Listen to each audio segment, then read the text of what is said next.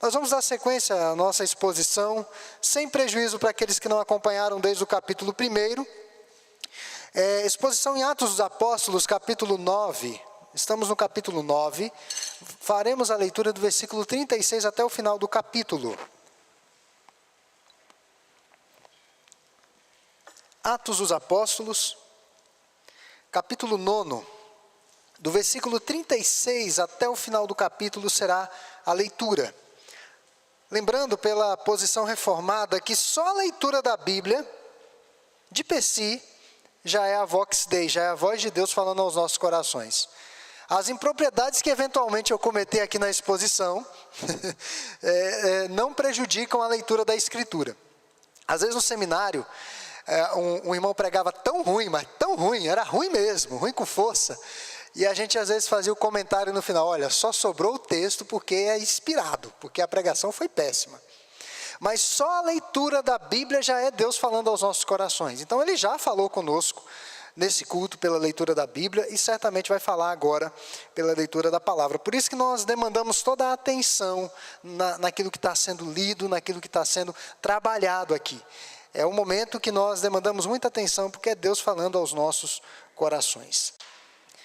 Atos dos Apóstolos, capítulo 9, versículo 36 a 43, eu farei a leitura, vamos acompanhar atentamente até o final do capítulo, que diz assim: Havia em Jope uma discípula por nome Tabita, nome este que traduzido quer dizer Dorcas. Era ela notável pelas boas obras e esmolas que fazia. Ora, aconteceu naqueles dias que ela adoeceu e veio a morrer, e depois de a lavarem, puseram-na no cenáculo. Como Lida era perto de Jope, ouvindo os discípulos que Pedro estavam ali, enviaram-lhe 2 homens que lhe pedissem, não demores em vir ter conosco. Pedro atendeu e foi com eles. Tendo chegado, conduziram-no para o cenáculo, e todas as viúvas o cercaram, chorando e mostrando-lhe túnicas e vestidos que Dorcas fizera enquanto estava com elas. Mas Pedro, tendo feito sair a todos, pondo-se de joelhos, orou, e voltando-se para o corpo, disse: Tabita, levanta-te. Ela abriu os olhos, e vendo a Pedro, sentou-se. Ele, dando-lhe a mão, levantou-a, e chamando os santos, especialmente as viúvas, apresentou-a viva. Vamos ler o 42 e o 43? Isto se tornou conhecido por toda Jope, e muitos creram no Senhor. Pedro ficou em Jope muitos dias, em casa de um curtidor chamado Simão, um xará de Pedro. No dia 21 de fevereiro desse ano, aos 99 anos de idade, em sua casa, na Carolina do Norte, nos Estados Unidos da América, faleceu um dos maiores gigantes do século passado, o reverendo Billy Graham. Billy Graham é de ascendência presbiteriana, e quando ele iniciou o seu ministério ainda, especialmente na década de 30 e 40, ele já estava envolvido com os batistas do Sul. Ele foi proeminente membro dessa denominação, Convenção Batista do Sul, no norte da América. Após a vitória presidencial de Nixon, presidente norte-americano, em 1968, Graham foi o conselheiro oficial, visitando com frequência a Casa Branca, oferecendo ocasionalmente os seus serviços de conselheiro do presidente do norte da América, o homem mais poderoso do mundo. Ele teve acesso a todos os presidentes, inclusive o Trump.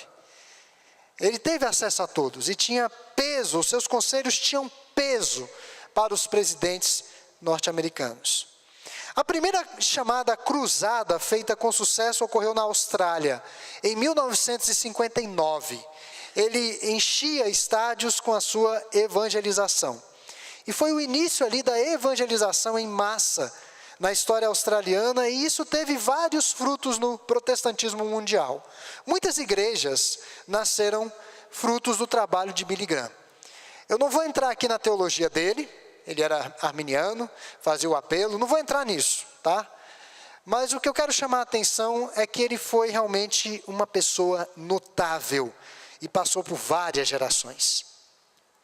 Graham pregou pessoalmente para mais pessoas do que qualquer outro pregador da história ao redor do mundo, porque ele ainda aproveitou todos os recursos midiáticos que nós temos. De acordo com a sua equipe, a partir de 1993, mais de 2,5 milhões de pessoas tinham ouvido a sua mensagem.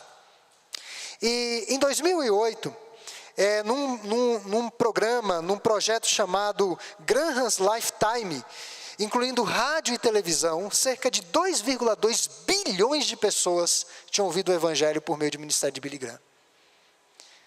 Quase um terço da população mundial ouviu o evangelho por meio de Billy Graham. Então, um forte impacto, e na ocasião de sua morte foi anunciado que seu corpo seria honrado na rótula do Capitólio dos Estados Unidos. Essa rótula, esse local de enterro, é um local destinado para honrar presidentes norte-americanos, militares e políticos mais destacados. Billy Graham está lá, no grupo dos notáveis do norte da América, um homem que teve um peso, que teve uma influência. E deixou o seu legado. O legado de Billy Graham permanece. Quando ele estava no seminário, salvo engano, em 2003 ou 2004, Billy Graham veio ao Brasil com um projeto, eu esqueci até o nome do projeto, mas era de evangelização da família. E a igreja presbiteriana, de certa forma, recebeu Billy Graham aqui no Brasil. Nós sabemos, teologia é diferente, mas o que chama a atenção, o trabalho que aquele irmão desenvolveu ao longo dos anos. Uma vida completamente dedicada ao Senhor. Aqui, no texto que nós lemos, nós estamos diante de uma serva do Senhor. Ela não encheu estádios com uma pregação, ela não influenciou toda uma geração, várias gerações, mas é uma irmã notável. Quem era Dorcas? Ou Tabita, né, no grego Dorcas, não era uma mulher particularmente impressionante. Não era uma mulher que chamasse muito a atenção, extraordinária. O que sabia fazer bem era costurar. Uma atividade simples. Uma atividade que muitas mulheres sabiam fazer em seu tempo. Quem consideraria essa atividade algo notável? Costurar. Simplesmente costurar. Havia mulheres fazendo muito mais. Se nós olharmos na história da Bíblia, as mulheres sempre aparecem de alguma forma, trazendo fortes influências em poderosos do seu tempo. Mulheres no Novo Testamento que mantiveram o ministério de Jesus, aquele ministério itinerante, elas mantiveram financeiramente o ministério de Jesus. Mulheres que anunciaram a ressurreição de Jesus. Então nós poderíamos ter várias mulheres que fizeram coisas notáveis. Dorcas é reconhecida por sua piedade e porque simplesmente costurava. Dorcas, mulher de um só talento, que poderia facilmente passar desapercebidamente. Aqui tem lições importantes para nós essa noite. Teria sido natural se ela pensasse: não sou profetisa como Miriam no Antigo Testamento, não tenho condições de governar um país como Débora em uma situação governou, não sou uma mulher capaz de desempenhar um papel de relevo na história do meu país, não pertenço à categoria das mulheres talentosas, não estou ali embrenhada na aristocracia ou na dinastia. Alguns estudiosos dizem que Dorcas sequer era casada, era solteira, ela não tinha família, então ela se ocupava nessa vida de piedade, então ela poderia se resignar nesses pensamentos. E nós sabemos, irmãos, que a história do próprio país de Dorcas, o destino de muitos reis de Israel, foram muitas vezes decididos pela sabedoria materna, pelas mulheres. Nós sabemos que as mulheres têm uma influência, os homens sabem disso. A gente fala que manda em casa, mas são elas que mandam mesmo. A gente fala que manda, mas na hora que o homem tem lá um impulso, a raiva, a mulher que sabe, ela consegue realmente conduzir o seu marido por um caminho bom. Ela vai ser a principal conselheira, ela vai ser a mulher sábia que edifica a sua casa, a mulher de Provérbios, de Salomão. Então, mas nem mesmo a influência sobre os seus familiares foi tão forte como a influência sobre a irmandade na fé. A morte de Dorcas gerou uma comoção muito profunda na igreja. Havia algo em Dorcas que se sobressaía a todas as outras mulheres da Bíblia. E é aqui que eu quero chamar a atenção. Versículo 36 nos fala que ela foi uma discípula de Jesus. É a única mulher na Bíblia caracterizada, adjetivada como discípula do Senhor. Claro que as outras eram também. Mas o doutor Lucas encontrou essa expressão para dizer quem era Dorcas. Dorcas era uma discípula, era uma seguidora de Jesus. E isso fazia toda a diferença na vida dela. Cristo havia se tornado o seu Salvador antes de ser o seu Senhor. Ela tinha uma relação direta de redenção com Cristo Jesus. Embora ela tenha recebido a salvação, ela não se contentou com isso. É aqui que tem uma lição importante para a igreja do século 21. Nós recebemos a redenção, mas nós não temos de nos contentar com isso. Algumas pessoas dizem, pastor, mas eu não tenho muitos dons, eu não sei pregar, eu não sei cantar, eu não sei liderar na igreja, eu tenho dificuldade com algumas questões da obra de Deus. Deus vai te usar naquilo que você está fazendo. Dorcas não inventou o ministério de costura. Deus usou o que ela tinha em mãos. E com aquilo que ela tinha em mãos, ela acabou impactando aqueles que estavam à volta dela.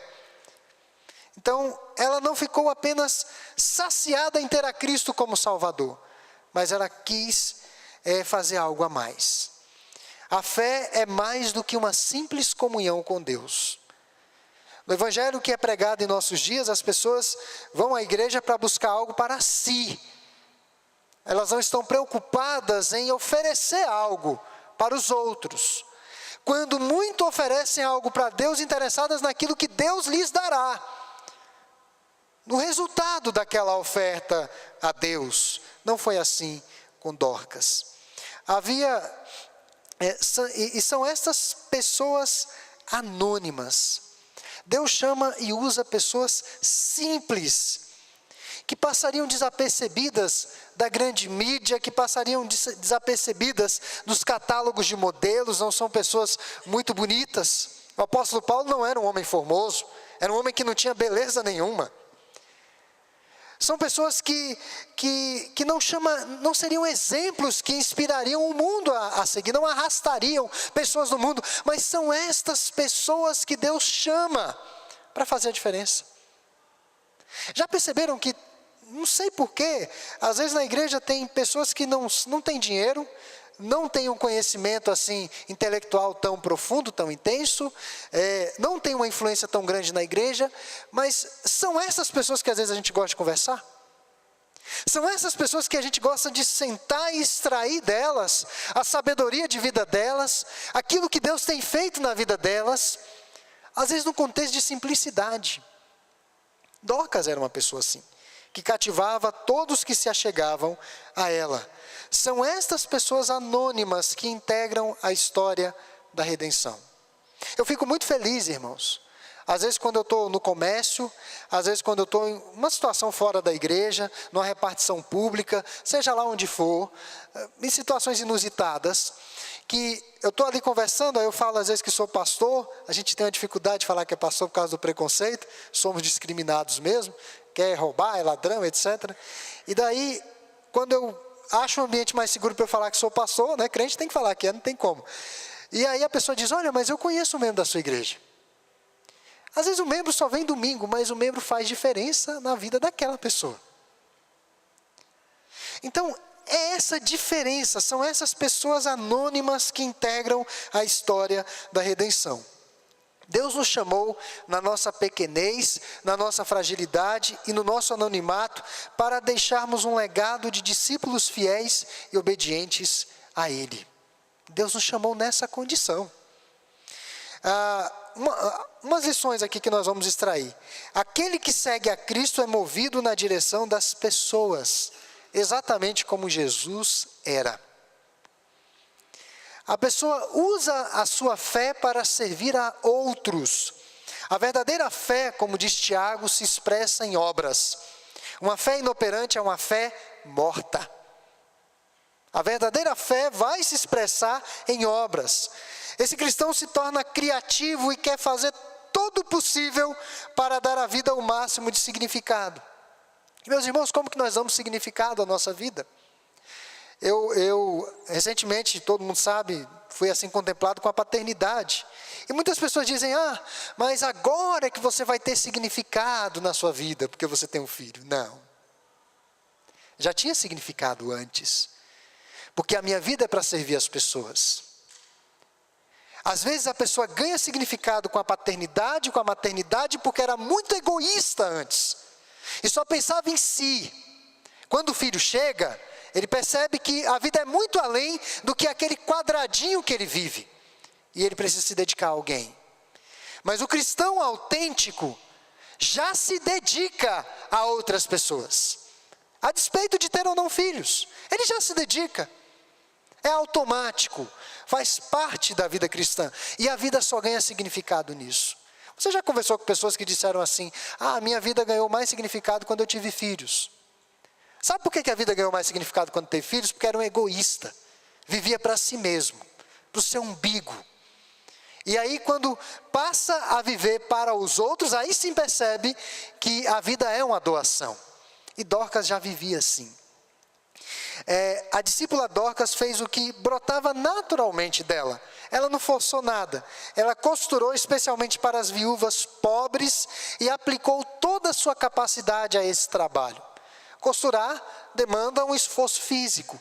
Costurar gera um desgaste físico. É muito raro você conhecer uma costureira que não tenha problema de coluna. Normalmente elas têm alguma dificuldade na coluna. Porque é o movimento, sentada há muito tempo. Mas Dorcas se dedicou ao máximo para atender muitas pessoas. Jope, agora um porto que ficava no mar Mediterrâneo, era uma cidade portuária, abrigava uma grande quantidade de viúvas. Muitas mulheres moravam ali.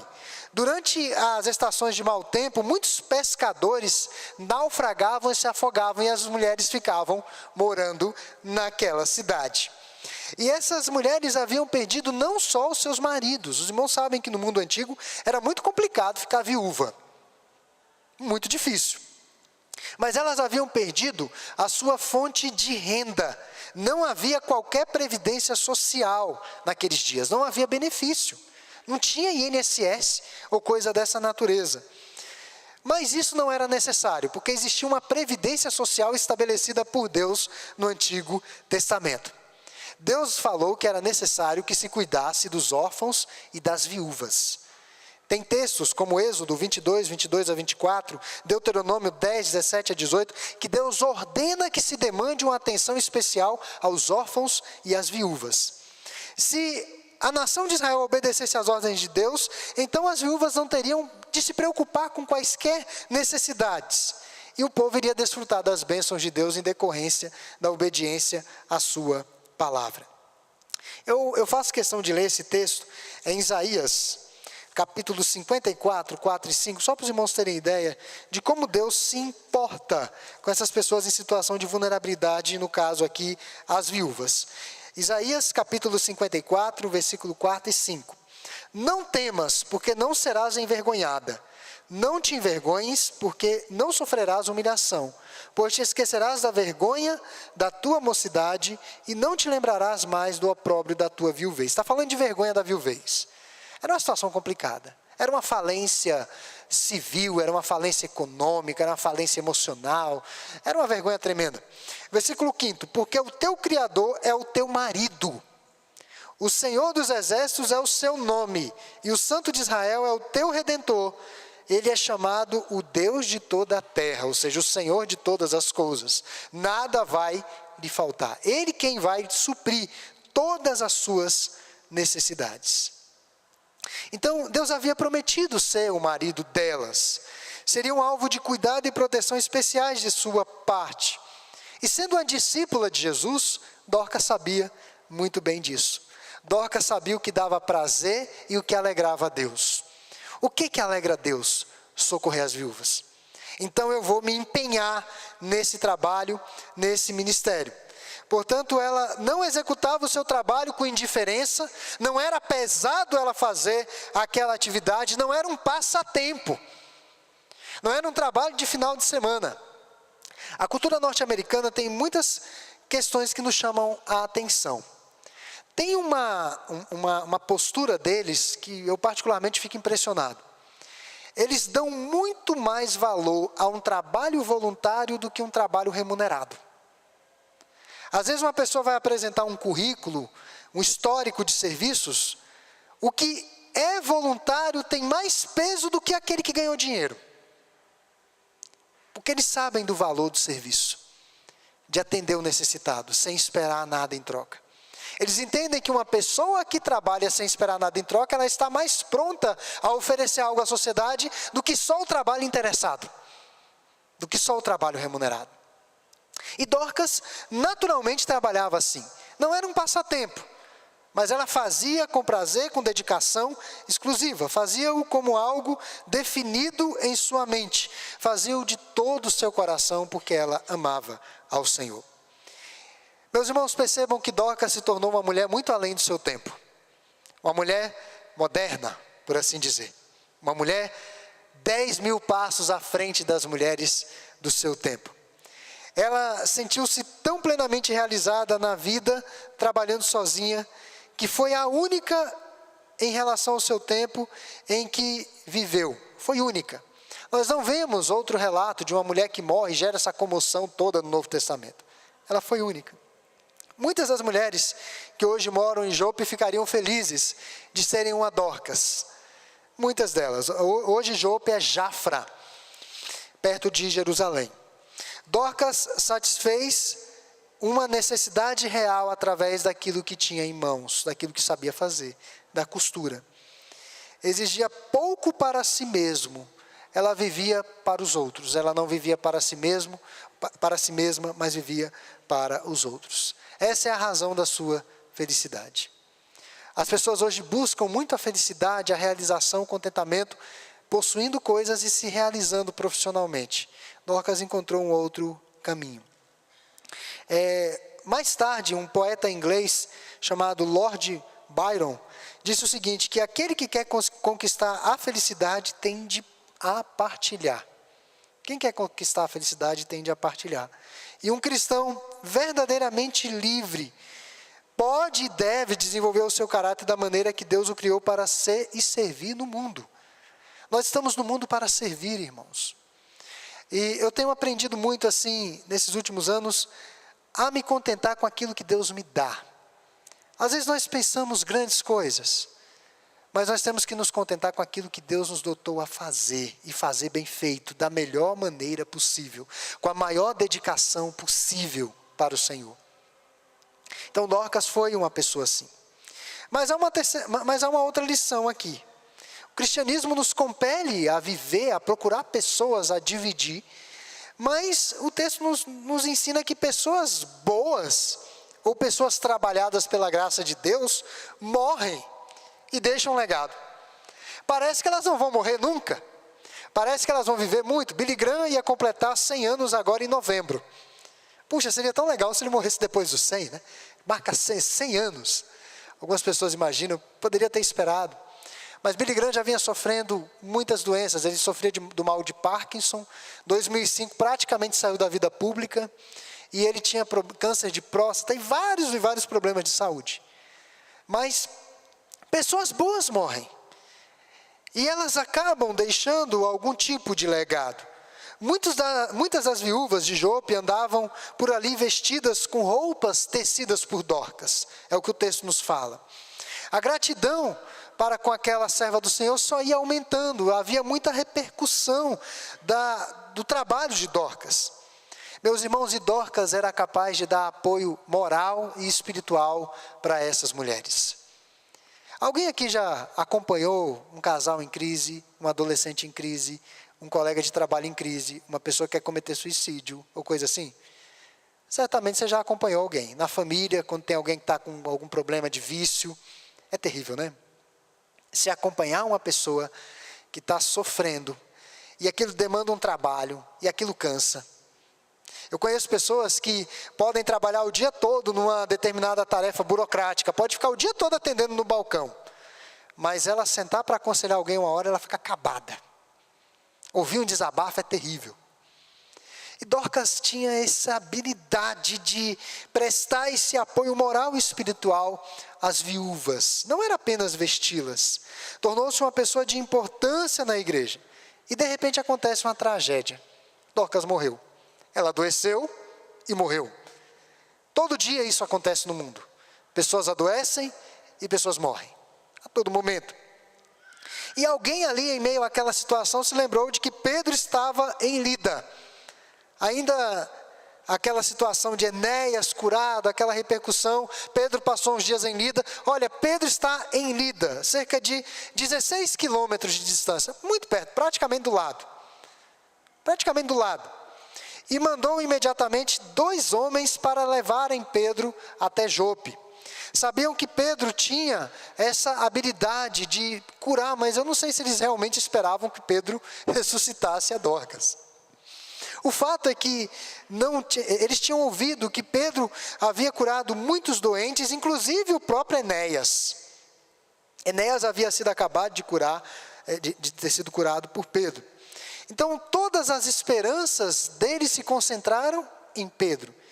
O texto diz que imediatamente Pedro foi até Jope, e no quarto superior, o cenáculo, na verdade, é um quarto superior, nada além disso, não tem nada misterioso no cenáculo, tá? É um quarto superior, uma parte mais alta, era uma casa de sobrado.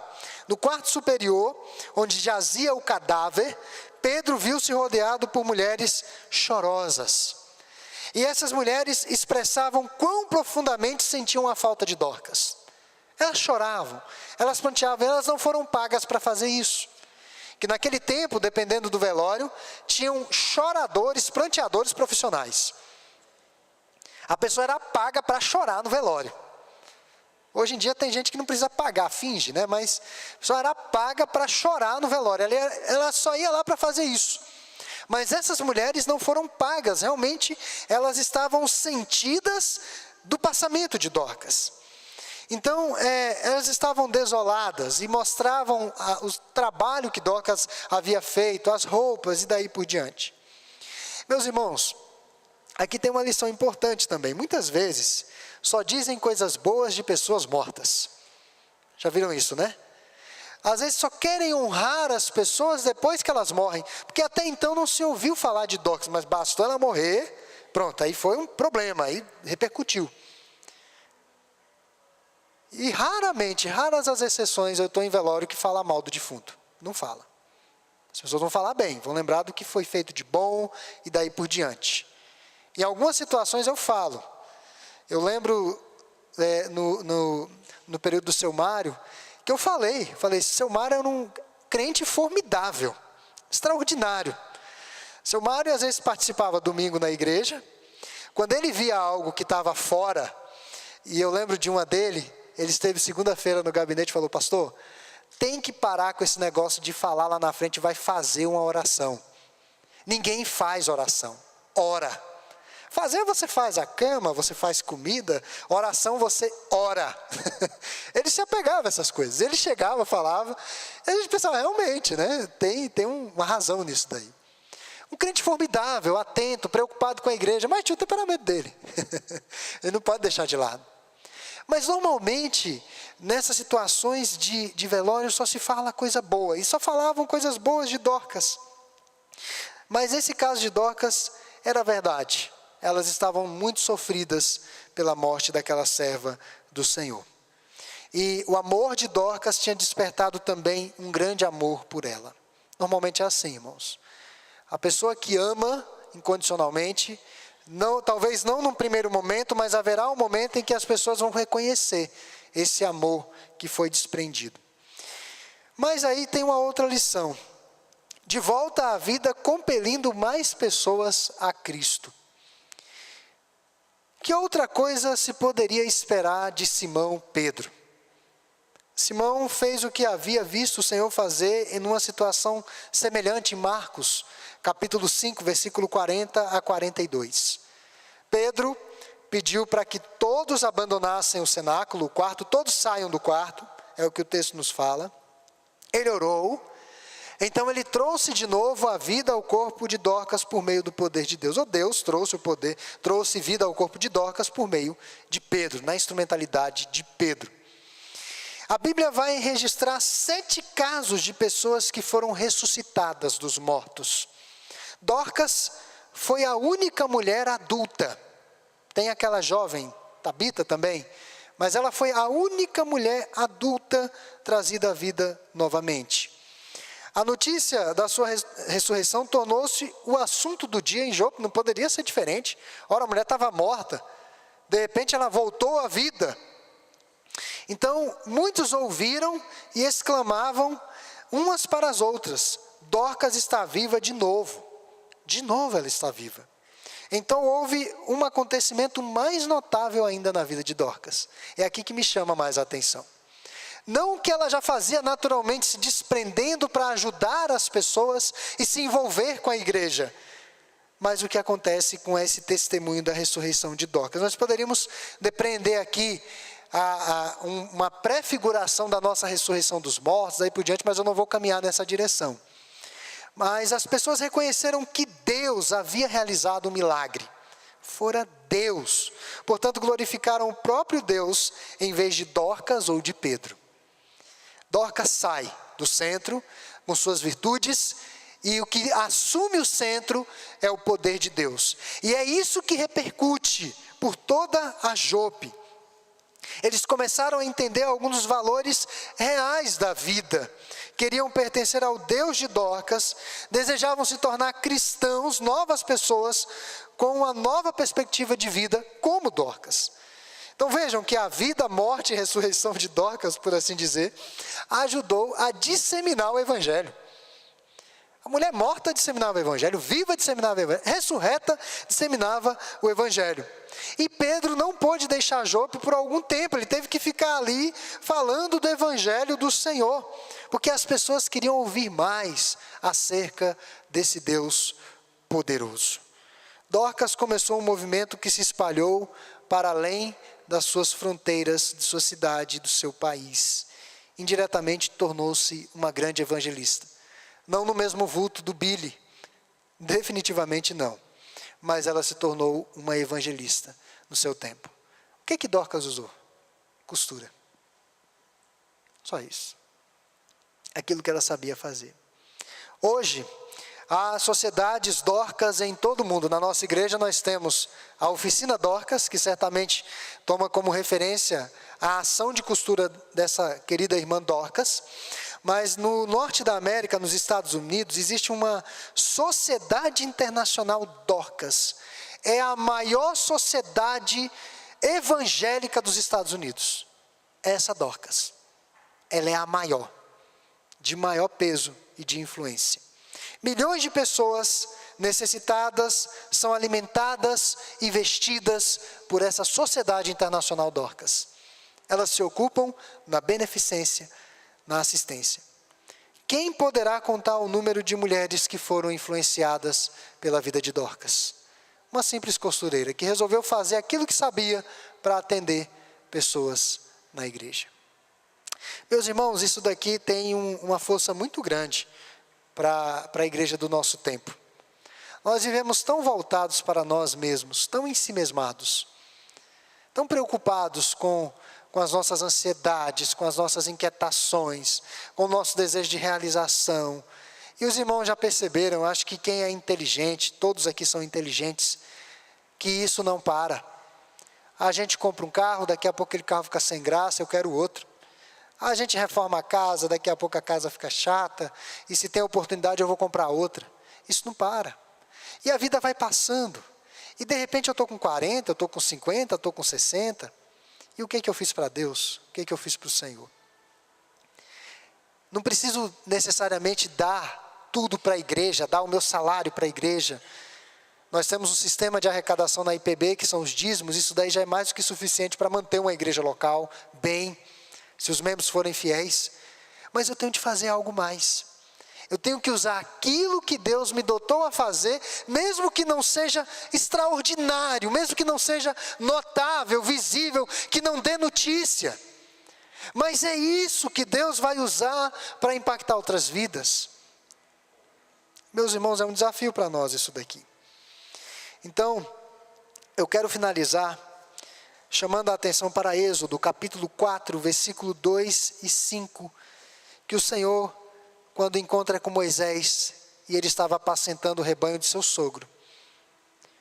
Moisés estava ali, pensando que Jerusalém ou Israel era algo passado. A terra dos hebreus, Jerusalém não, Egito, era algo passado. Ele cometera um crime, então agora ele estava numa nova vida, é mais ou menos um programa de proteção à testemunha, tinha uma nova identidade, tinha uma nova família, estava numa nova configuração, era pastor de ovelhas, não era príncipe do palácio.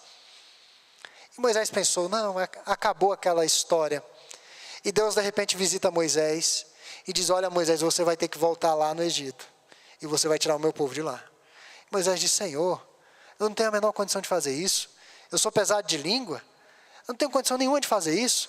E Deus disse, o que é que você tem na mão? O que é que você tem na mão, Moisés? Um cajado. Irmãos, a Bíblia às vezes deixa algumas questões que a gente precisa olhar com mais cuidado.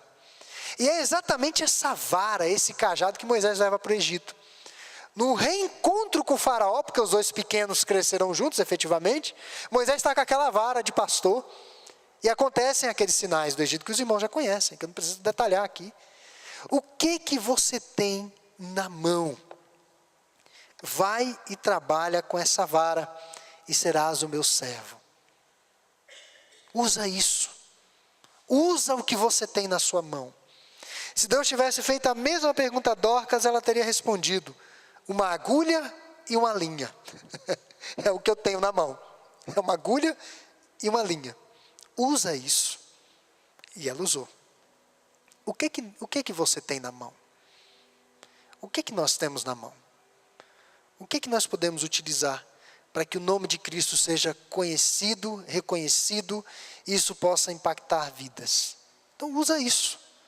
Usa isso que você tem, irmãos. Que Deus nos ajude realmente a atentarmos para esse exemplo.